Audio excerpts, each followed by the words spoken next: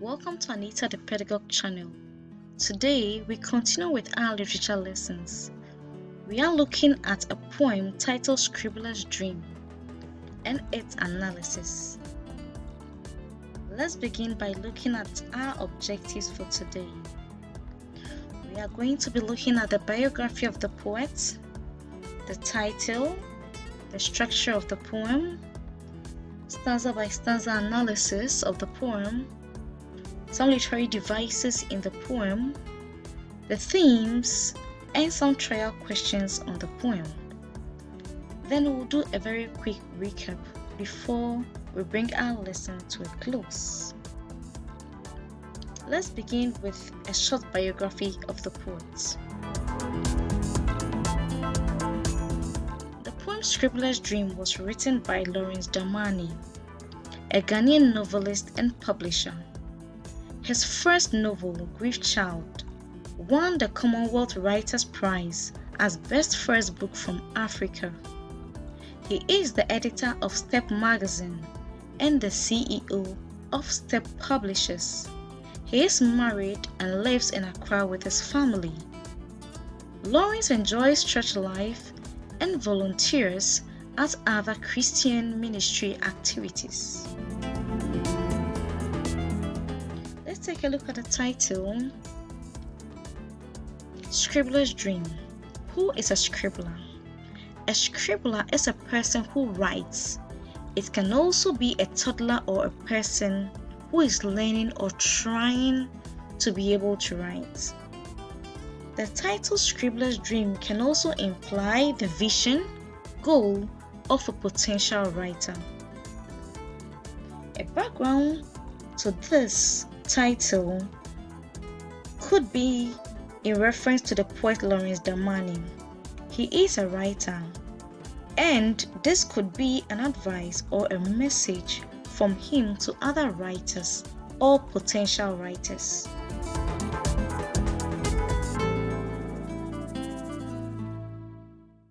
Let's take a look at the poem Scribbler's Dream. Scribbler. The dream in your mind fills the shelf. When upon the shelf you gaze, vacuum stares at you. There is your quill and parchment, but heavy are your hands. Why? Because disuse numbs the wrist. Between dreams and fruition, yawning gaps close. Not by piecing carpets, but by mating quill and parchment. Tell you the truth, the gold adorning the neck once was lost in rocky soils. They dig deep, who finds it? Here is your quill. Here are the sheets. When will this dream in your mind fill the shelf, scribbler?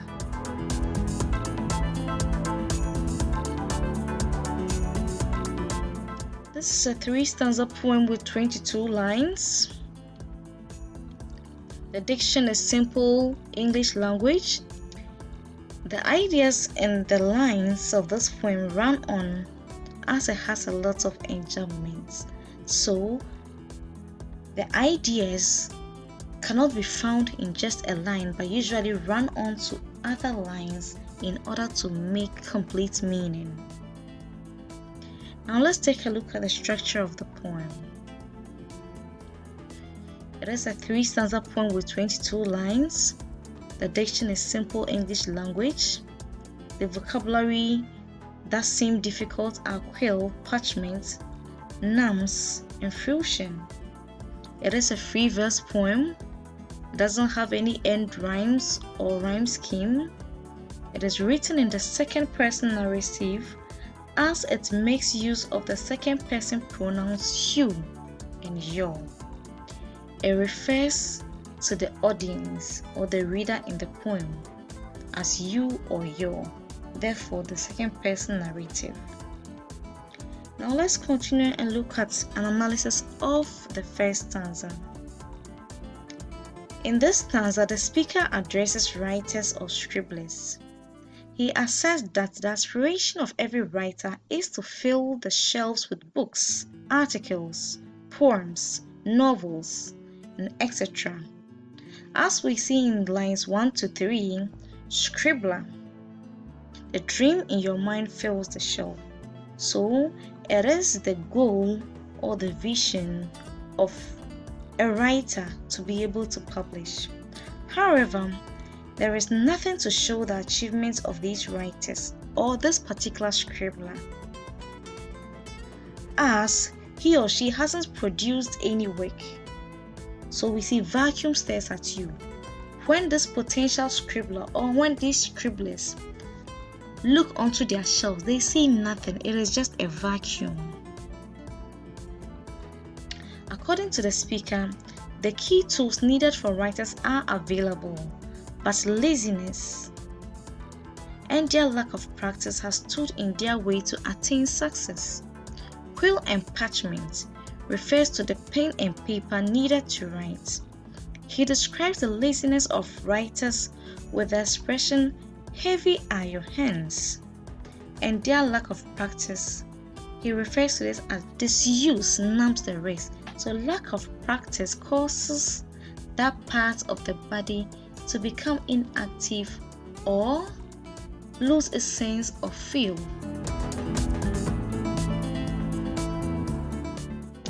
That's an example of a quill and a parchment.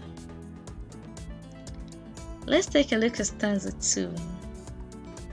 So in stanza 2, the speaker explains to the scribbler what needs to be done if he or she will succeed in the writing career. A successful writing career can be attained by keeping awake to write. That is what the speaker refers to as yawning gaps close. You yawn when you are sleepy or tired. So once yawning gaps close, it means that you are burning the midnight candle. You are not sleeping. And this is the way, according to the speaker, writers will be able to publish, or their dream would happen. Not by wandering about aimlessly, which the speaker refers to as pacing carpets, moving to and fro aimlessly, but rather by writing. And that is where he uses the personification mating quill and parchment. A pen and a paper, as for quill and parchment, cannot mate or have intercourse. But here it is being used as a personification to mean to practice, to write. So by mating quill and parchment means to write. So to be a successful writer, writers need practice. They need to practice their writing skill. And a writer must keep writing always. Let's take a look at stanza 3. In stanza 3, the speaker explains the truth about a successful writing career. According to him, for a writer to publish and earn the title author, poet, or have best-selling books, win prizes for their writing, this never comes easily but through hard work. He compares this to how gold is mined and refined to become a beautiful piece of jewelry on a person's neck. He says, the gold adorning the neck once was lost in rocky soils. They dig deep who find it. It is hard work digging deep, finding the gold, refining it. It is a lot of hard work in order to become the published, the beautiful gold necklace that people would admire. It takes hard work. The speaker ends with a rhetorical question to the scribbler after he offers a quill and sheets. The scribbler no longer has an excuse for not writing, because a pen and a paper has been handed to him. Here is your quill, here are the sheets. So the scribbler no longer has an excuse for not practicing or writing. Then the speaker poses the question, when will this dream in your mind fill the shelf, scribbler? The speaker leaves the final decision of having a successful writing career to the scribbler. He has to make that decision. Now let's take a look at some literary devices in the poem. There has been the use of personification. Vacuum stares at you. Vacuum is being given the human attribute to stare, ability to see. Also, mating quill and parchment. Quill and parchment cannot have any intercourse, but here they have been given that human attribute, mating. Also, there's a use of symbolism. The gold adorning the neck. So gold adorning the neck here is also symbolizing the hard work that needs to go into producing or publishing books as writers. There's also been the use of rhetorical question from line 20 to 22. When will this dream in your mind fill the shelf? Scribbler. Also, there has been the use of enjambment, and we see that also in line 20 to 22.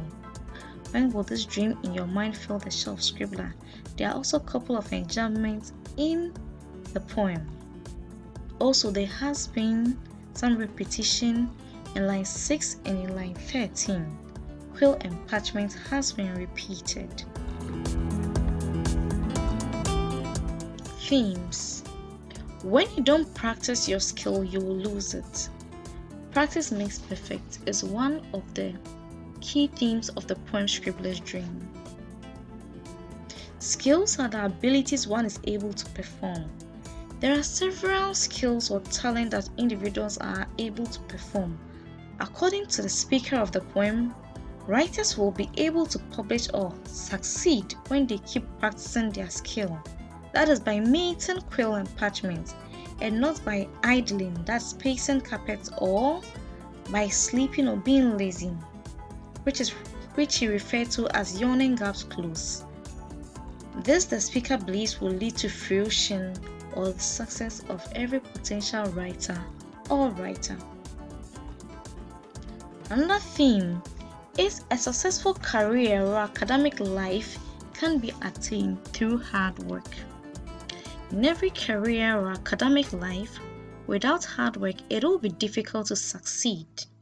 The speaker uses the expression "the gold adorning the neck once was lost in rocky soil. They dig deep, who find it?" This represents the hard work that goes into attaining something precious as a gold ornament. This is compared to the hard work that writers or students and workers need to put into their work if they want to be successful. Another theme I would like us to look at is potential writers should stop dreaming and start acting. Another theme I would like us to look at is potential writers should stop dreaming and start acting. In the poem, the scribbler kept dreaming about publishing books on shelves. However, he did not write or practice. Therefore, he had nothing to show. Vacuum stares at you. For writers to have a successful writing career, they need to continually write and not just dream or write goals or visions about becoming great writers. They need to stop dreaming and actually start acting by practicing their writing. Let's take a look at some trial questions. What is the structure of the poem? Who is a scribbler? Explain the expression mating quill and parchment. Disuse numbs the wrist. Identify symbolism in the poem. What are the suggestions of the speaker for a successful writing career? Explain one theme of the poem.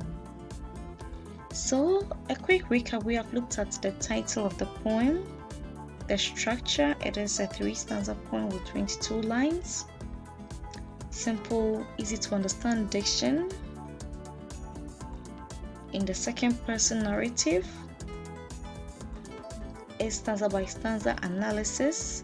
We've looked at some literary devices in the poem, and we have also looked at some themes that we can deduce from the poem. There are other lessons from us. Kindly take a look at them also I hope they are useful for you. I hope this lesson was useful to you. Please put in your comments and questions and I'll respond to them. Do like, share and subscribe to this channel. Until I come your way again, keep learning and be the best version of yourself.